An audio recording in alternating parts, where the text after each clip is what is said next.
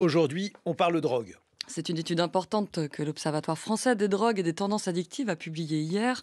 15 000 personnes âgées de 15 à 75 ans ont été interrogées pour dresser un panorama complet de l'usage des drogues.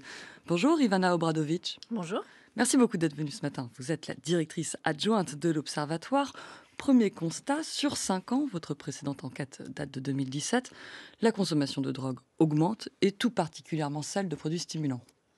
Alors effectivement, la grosse évolution, c'est sur la cocaïne parmi les psychostimulants, c'est-à-dire que on a un doublement en 6 ans de l'expérimentation. Alors l'expérimentation, c'est le fait d'avoir essayé la cocaïne au moins une fois dans sa vie, donc une évolution importante, ce qui veut dire qu'un adulte sur 10 aujourd'hui a expérimenté la cocaïne en France.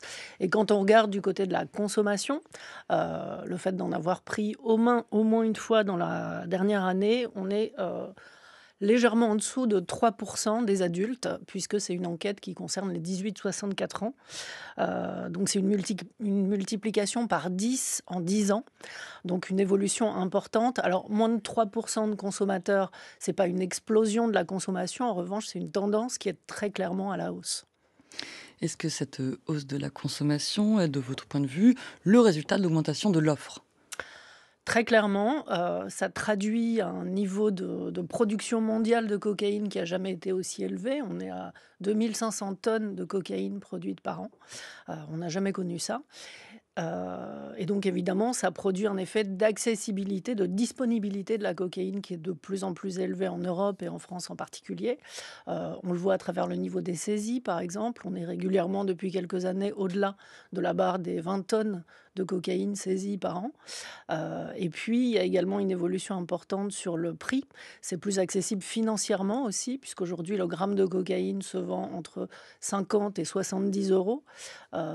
C'est 4 à 5 fois moins qu'il y a 30 ans. Avec un produit en face qui a une teneur en principe actif qui est de plus en plus élevée, donc des produits aussi avec des risques d'intoxication aiguë qui sont plus importants que par le passé. Donc une explosion de la production, vous venez de nous le dire. Colombie, Pérou, Bolivie, ce sont les principaux pays producteurs. De quand date cette explosion de la production ? Qu'est-ce qui s'est passé ? Quelle est la bascule qui fait qu'ensuite ça inonde les marchés européens ? On peut identifier assez clairement un point de bascule dans la décennie 2010. C'est là que la production s'élargit. C'est aussi là que le prix baisse d'une manière assez caractéristique. Et puis, à l'échelle de la France, on le voit à travers des enquêtes sur les représentations sociales, il y a un changement d'image de la cocaïne qui est perçue comme moins dangereuse que par le passé. C'est-à-dire que la part de ceux qui considèrent qu'expérimenter de la cocaïne, c'est dangereux, a baissé de 10 points en seulement quelques années. Et qu'est-ce qui s'est passé en 2010 pour qu'on ait ce tournant Alors, il y a une d'adhésion ? image plus favorable de la cocaïne, justement, du fait de cette pureté élevée qui est souvent associée, dans le sens commun, à la qualité du produit. C'est aussi d'ailleurs un argument marketing. Il y a des vendeurs, des trafiquants qui utilisent exactement les mêmes stratégies que dans le commerce légal, avec des offres promotionnelles, des relances par SMS, un fichier client, des rabais, etc. Donc voilà, il y a des incitations commerciales qui sont assez importantes et sur les réseaux sociaux, par exemple, ça n'aide pas des usagers qui seraient déjà un peu accrochés par la cocaïne, à réduire leur consommation quand ils sont sans cesse sollicités, sur les réseaux sociaux pour racheter à des prix de plus en plus bas. Est-ce qu'un produit plus pur est plus addictif ? Il comporte plus de risques d'intoxication en tout cas et c'est vrai que la cocaïne, on le sait sans doute pas, mais dès l'expérimentation, il y a un risque, pas seulement d'intoxication, mais même un risque de surdose mortelle. Les principales complications qui sont liées à la consommation de cocaïne, elles sont d'ordre, cardiovasculaire, neurologique, ou psychiatrique. Il y a par exemple, un risque d'AVC, qui peut arriver, dans les premières heures qui suivent même une première consommation. Donc c'est un produit particulièrement dangereux, bien plus dangereux que le cannabis, qui reste quand même la première drogue illicite, consommée, hein. C'est 5 fois plus que la cocaïne, donc on n'est pas du tout sur les mêmes ordres de grandeur, mais on n'est pas non plus sur, les mêmes risques sanitaires. Est-ce qu'on observe avec cette hausse de la consommation et la hausse des principes actifs, une hausse des hospitalisations, les risques dont vous nous avez parlé, on arrive à mesurer leur prégnance ? Tout à fait. Alors ça, c'est des indicateurs qu'on a depuis quelques années sur les recours aux urgences notamment, qui ont énormément augmenté dans la période récente. Par exemple, aujourd'hui, pour 100 000 patients qui sont accueillis aux urgences, il y en a 21 qui viennent pour un problème de cocaïne. C'était moitié moins il y a une dizaine d'années.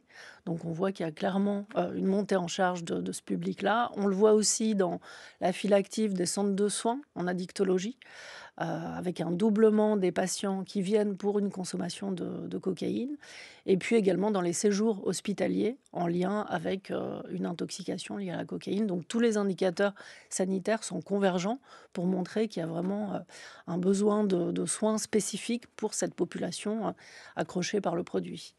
Alors, on dit depuis longtemps que la cocaïne est un produit qui s'est vraiment popularisé. C'était longtemps cantonné aux plus riches. Ça touche désormais l'ensemble des classes sociales, des territoires, les femmes presque autant que les hommes. Est-ce que ça reste un produit d'usage récréatif, Ivana Obradovic? Alors ce terme d'usage récréatif, il est un peu controversé parce qu'il repose pas vraiment sur des bases scientifiques. Dans Ce quel qu'on contexte on le consomme, en fait? Voilà. Ce qu'on peut dire, c'est que dans les années 90, c'était perçu comme une drogue festive réservée, aux soirées, aux week-ends, à des publics plutôt aisés, dans les milieux de l'information, de la communication, de la publicité, par exemple, dans la finance.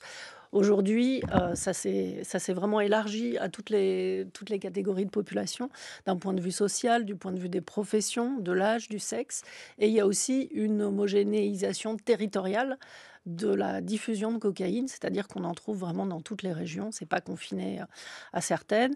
Et effectivement, vous le disiez, c'est chez les femmes qu'on a une poussée de la consommation de cocaïne qui est assez importante. Et chez les femmes, c'est plutôt les plus diplômés, par exemple les professions intellectuelles supérieures ou les cadres, qui sont plus exposés au risque de consommation, enfin aux chances de consommer en fait. Ce qu'on observe aussi, pour finir, Ivana Obradovic, c'est que certains milieux professionnels sont vraiment plus touchés que d'autres. Est-ce que vous pouvez nous en dire un mot? Je sais qu'après, vous ferez des enquêtes qualitatives plus poussées, mais déjà, on voit un lien entre le monde du travail et la consommation de cocaïne. Alors, il y a un exemple assez typique et très parlant qui est celui du milieu professionnel des marins-pêcheurs, qui sont soumis au stress, à la pénibilité du travail. C'est un des métiers particulièrement dangereux et difficiles, où on peut travailler jusqu'à 96 heures dans le froid, l'humidité, des conditions extrêmes. Et donc, traditionnellement, si je puis dire, depuis les années 80 au moins, on a une surconsommation de cocaïne dans ce milieu professionnel, qui permet en fait de tenir face aux difficultés du quotidien, aux difficultés du travail. C'est assimilable à du dopage en quelque sorte. C'est vraiment une manière de résister à des conditions difficiles.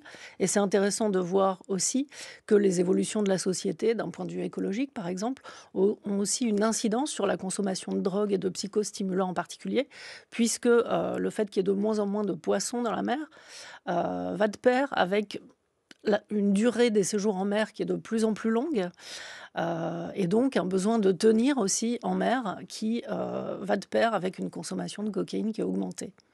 Merci beaucoup, Ivana Obradovic. Je rappelle que vous êtes la directrice adjointe de l'Observatoire français des drogues et des tendances addictives. Merci. Merci à vous.